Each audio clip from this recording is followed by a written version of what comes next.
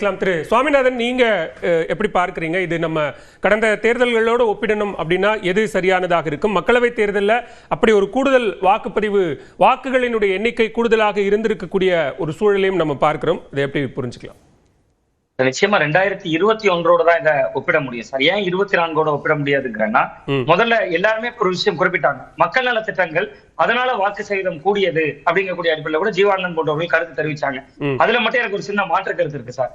கலைஞர் மகளிர் உரிமை தொகை திட்டம் கடந்த 2023 ஆண்டு செப்டம்பர் 15ஆம் தேதி பேரறிஞர் அண்ணா அவர்களுடைய பிறந்த நாள்ல தொடங்கப்பட்டது. 2023 செப்டம்பர் 15. 2024 ஒரு பாராளுமன்ற தேர்தல் நடக்குது. அப்ப 2021 வாக்களித்தவர்களோட பயனாளிகளுடைய எண்ணிக்கையின் அடிப்படையில் வாக்கு சதவீதம் கூடி இருக்கணும். ஏன்னா ஒரு மிகப்பெரிய திட்டம், மகளிருக்கு மாதம் 1000 ரூபாய் கொடுக்கிற திட்டம். நீங்க நல்லது செய்தாலும் கெடுதல் செய்தாலும் அந்த தேர்தலில் தான் எதிரொலிக்கும். ஆனா அந்த தேர்தலில் 28,35,377 வாக்குகள் குறைந்திருக்கிறது.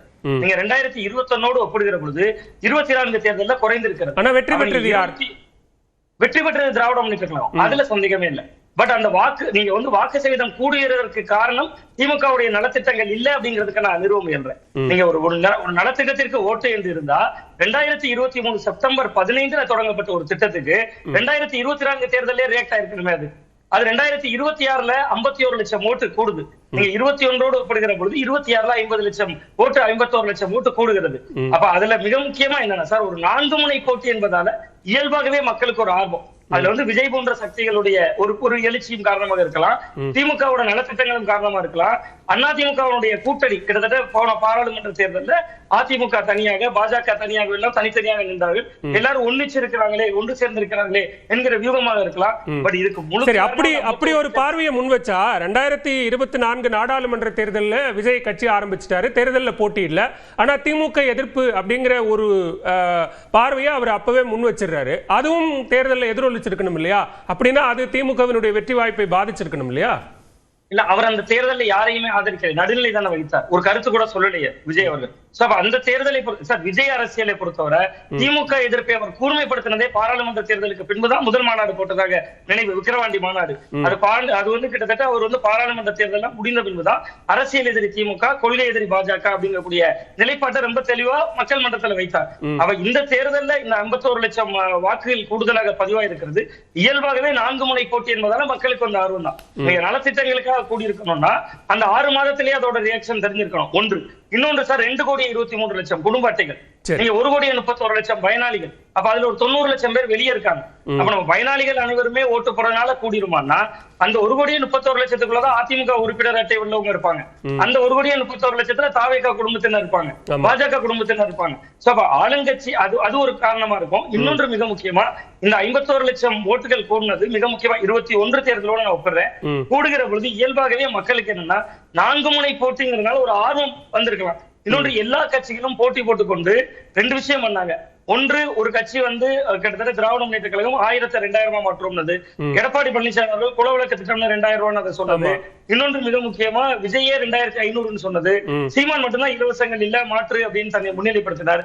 இது மாதிரியான வாக்குறுதிகள் எல்லாம் மக்களை போய் சேர்ந்தது. அப்புறம் இன்னொன்னு, அக்னீஸ்வரன் சார் சோசியல் மீடியா பிரச்சாரத்தை குறிப்பிட்டிருந்தார் சார். ஒரு பழைய கால புராணம் உண்டு, நம்பலாம் நம்பாம இருக்கலாம். பிள்ளையாரும் முருகனும் மாங்கனிக்காக சுத்துறப்ப அம்மையப்பன் இந்த உலகம் தான் பிள்ளையார சுத்தி வாங்கிட்டு இருப்பாங்க. தேர்தலை பொறுத்தவரை பர்சன்டேஜ் தான். அது நீங்க எப்படி வாங்குனீங்க, சோசியல் மீடியா வழியா வாங்குனீங்களா, மக்களை சந்திச்சு வாங்குனீங்களா, பிரச்சாரத்தை கூர்மைப்படுத்திட்டீங்களா என்பது 2வது பட்சம். பட் அதுதான் கணக்கு. வாக்கு முடிஞ்ச உடனே இவர் சோசியல் மீடியா வழியா வாங்கினாரா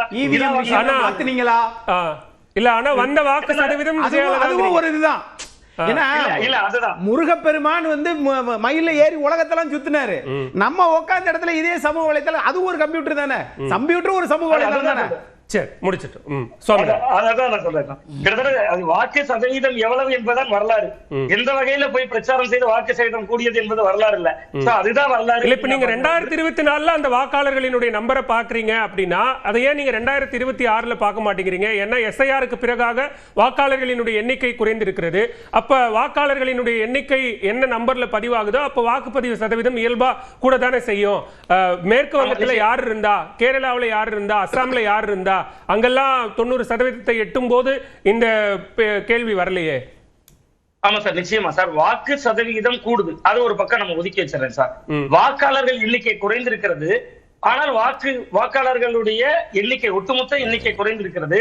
ஓட்டு போட்டவர்களுடைய எண்ணிக்கை கூடி இருக்கு. நான் எண்ணிக்கையா பாக்குறேன், சதவீதத்தை விட்டுட்டு பாருங்க சார். சரி, நீங்க சதவீதம் என்பது நம்ம விட்டுட்டு பார்த்தோம்னா கடந்த 2021 தேர்தலோடு ஒப்பிட்டா நமக்கு கூடியிருப்பதை விட 24 தேர்தலோடு ஒப்பிட்டா 51 லட்சம் பேர் கூடியிருக்காங்க. அப்ப இதனுடைய தாக்கம் 4 முனை போட்டி தானே, விஜய் மட்டும் குறிப்பிடல. மக்கள்கிட்ட இயல்பாகவே விஜய் போன்ற ஒரு புதியவர் வந்ததாலும், சீமான் போன்றவர்கள் தொடர்ந்து மாற்று சக்தியை முன்வச்சதாலும், திமுகவோட பரப்புரை, அதிமுகவோட பரப்புரை எல்லாமே இதற்கு ஒரு காரணமாக இருக்கலாம். பட் விஜய் போன்ற ஒரு புதியவர் வந்ததும் ஒரு கூடுதல் காரணமாக இருக்கும் அப்படின்னு பாக்குறேன். ஒன்று. இன்னொன்று, நீங்க சொல்றதுனால இந்த ஒரு அம்சத்தை நான் குறிப்பிடுறேன். 2021 ஒரு கோவிட் இம்பாக்ட் அப்படிங்கிற ஒன்று இருந்தது. வெளிநாட்டிலிருந்து இங்க டிராவல் பண்ணி வாக்களிப்பதில் சிரமம் இருந்தது. இங்கிருந்து சொந்த ஊர்களுக்கு டிராவல் பண்ணி போய் வாக்களிப்பதில், முதியோர்கள், மாற்றுத்திறனாளிகள் வாக்களிப்பதில் மிகுந்த சிரமம் இருந்தது. ஆனா அந்த தேர்தலில் நமக்கு கூடுதலா பதிவான வாக்குகள்னு பார்த்தா 28 லட்சம். ஆமா, நிச்சயமா சார், 28 லட்சம். பட் நம்ம அதோடு ஒப்பிடுகிற பொழுது இந்த முறை 18 முதல் 19 வயது வரை புதிதாக சேர்ந்தவங்க 14 லட்சம் பேர் இருக்காங்க. அப்ப மிச்சம் நீங்க ஒரு 14 லட்சம் பேர் அன்றைய நேரத்துல வெளிநாட்டுல இருந்தாங்களா? இன்னொன்று, COVID-19 முடிந்து அந்த 21 காலகட்டங்கள் கொஞ்சம் கொஞ்சமா வர தொடங்கியும் இருந்திருந்தாங்க. பட் இந்த தேர்தல் நம்ம முந்தைய தேர்தலை தான் மதிப்பீடு செய்யணும் சார். 21 தேர்தலை விட 24 விட 51 லட்சம் பேர் கூடுதலாக பதிவு செய்திருக்காங்க அப்படிங்கறத பாக்குறேன். ஒன்று. ஆனா இதுல என்ன முக்கியமான அம்சம் நான் பாக்குறேன்னா சார், விஜயனுடைய வருகையாலதான் திமுக இடையிலான போட்டி கூர்மையாயிருக்கு. நீங்க விஜய் பல தொகுதிகளில் 3வது இடம் வருவார். ஆனா அது திமுகவினுடைய ஒரு ஓங்கிய கரத்தை அதிமுகவினுடைய அளவுக்கு ஈக்குவலா கொண்டு வந்திருக்கு அப்படின்னு தான் நான் பாக்குறேன். இது இருமுனை போட்டியே கூர்மையாக்கி இருக்கிறார் விஜய் அப்படின்னு தான் பாக்குறேன். சரி, ஓகே, முதற்கட்ட பார்வையை எடுத்துக்கிறேன் திரு சுவாமிநாதன். பேசலாம் திரு ஜீவா. இங்க இது நம்ம கம்பாரிசன் அடிப்படையில் பார்க்கிறோம். அது கலை யதார்த்தத்தை எதிரொலித்திருக்கிறதா? தலைவர்களினுடைய பரப்புரைகள், அவங்க முன் வச்ச வாதங்கள், பரப்புரைக்கே போகல, அது ஒரு தாக்கத்தை ஏற்படுத்துமா அப்படிங்கிற கேள்விகள் எப்படி பார்க்குறீங்க? இல்லை, இப்போ உங்களுக்கு பிரச்சார பாணி மாறி இருக்கு, அதை நம்ம ஒப்புக்கொள்ளணும். அது உங்களுக்கு 2016 அதை நீங்கள் பார்க்கலாம். மக்கள் நல கூட்டணி உருவான போது அப்போ இந்த அளவுக்கு இன்ஸ்டா இல்லைனா ஃபேஸ்புக் இருந்தது 2016. அப்போ ஃபேஸ்புக்கில் பார்த்தீங்கன்னா மக்கள் நல கூட்டணிக்கு அவ்வளோ ஆதரவு. ஏன் உங்களுக்கு சீமானுக்கே உங்களுக்கு சமூக வலைதளங்களில் எலெக்ஷன் வச்சா அவர் தானே முதலமைச்சர். இப்போ ஃபேஸ்புக்கு இந்த மாதிரி தளங்களில் மட்டும் நீங்கள் வச்சிங்கன்னா உங்களுக்கு நாம் தமிழர், சீமான், விஜய் இவங்களுக்கு தான் ஆதரவு அதிகம் இருக்கும். இன்னும் சொல்லப்போனால் ஒரு அமைப்பாக இல்லாத ஒரு உதிரியாக இருந்துக்கிட்டு புரட்சி பேசுகின்ற பலருக்கு ட்விட்டரு, யூடியூப்பு இதில் அதிகமான ஆதரவு இருக்கும். அதை பயன்படுத்தாத பொதுமக்களுக்கும் அவங்களுக்கு தொடர்பு இருக்காது. எப்பயும் மக்களுக்கான பிரச்சனை பேசுவாங்க, ஊழல் ஒழிப்புன்னு பேசுவாங்க. இவங்களாம் பார்த்தீங்கன்னா சமூக வலைதளங்கள் அவங்களுக்கு பெரிய ஆதரவு இருக்கும். அப்படி தான் மக்கள் நல கூட்டணி 2 கம்யூனிஸ்ட் கட்சி, விஜயகாந்த், விடுதலை சிறுத்தைகள், வாசன் அப்படி இப்படின்ட்டாங்க. கடைசியில் 6 கட்சி சேர்ந்து கூட 4% ஓட்டு கூட வாங்கலை. எல்லாம் 1/2%, 1.5% டோட்டல் காலி ஆயிடுச்சு. ஆனால் சமூக வலைதளங்களை பார்த்தீங்கன்னா பெரிய மாற்றம் வந்துச்சு. திராவிட கட்சிக்கு அவ்வளோ பெரிய அதான் கம்யூனிஸ்ட் கட்சியே இல்லாத ஒரு சட்டமன்றம் உருவாயிருச்சு. அப்போ கலைஞரே வருத்தப்பட்டார். அதனால சமூக வலைதளங்கள் மூலமாக ஒரு மாற்றம், ஒரு புரட்சி ஏற்படுறது 2016 ஏற்பட்டிருக்கணும். ஆனால் நம்ம ஒரு விஷயத்தை ஒப்புக்கொள்ளணும், இப்போ சமூக வலைதளங்களுடைய தாக்கம்ங்கிறது ஒரு அடுத்த கட்டத்துக்கு போயிருக்கு. நம்ம அதை சும்மா இல்லைன்னா சொல்ல முடியாது. இன்ஸ்டா இந்த மாதிரி அந்த பசங்க இப்போ இதிலே பாருங்களேன், ரீல்ஸ் தான் பெரிய வேலை பார்த்துருக்கு. விஜய் கட்சியினுடைய மிகப்பெரிய பிரச்சாரமே மக்களை சந்திப்பது கிடையாது, மக்களை பார்ப்பது கிடையாது. ஆனால் ரீல்ஸு, அவரை மாதிரி ட்ரெஸ் போட்டுக்கிறது, அந்த கொடியை வச்சு இது பண்ணுறது, சினிமா டைலாக்கை டப்மாஸ் பண்ணி பார்க்குறது, இது எது போய் மக்கள்கிட்ட ஈஸியா சேருதோ, நம்ம யாருக்கிட்ட போய் சேரணும்னு நினைக்கிறோமோ அவங்களிடம் எளிதாக சென்றடைவதற்கான ஒரு வழினா அந்த வழியை பயன்படுத்துறதுல என்ன தவறு? இல்லை, பயன்படுத்துறது ஒன்றும் தவறு கிடையாது. அதாவது அது ஒன்றும் ஜனநாயக விரோதமோ சட்ட விரோதமோ இல்லையே. திமுக ஐடிவிங்கும் ஈக்குவலாக பண்ணியிருக்கிறாங்க. சமூக வலைதளங்களை அதிகம் பயன்படுத்துகிற அமைப்புகளை பாரதிய ஜனதா தான் இதுக்கு முன்னோடி. அவங்க தான் குஜராத் மாடல்னு ஒரு கான்செப்டை சிங்கப்பூர் பஸ் ஸ்டாண்டையும் சுவிட்சர்லாந்து பஸ் ஸ்டாண்டையும் காமிச்சு இதுதான் குஜராத்துங்கிற மாதிரி முத சிஜி வேலை பார்க்குறது, இந்த சமூக வலைதளங்களை ஃபேப்ரிகேட் பண்ணுறது, மோடிங்கிற பிம்பம் பலூனை ஊதுனது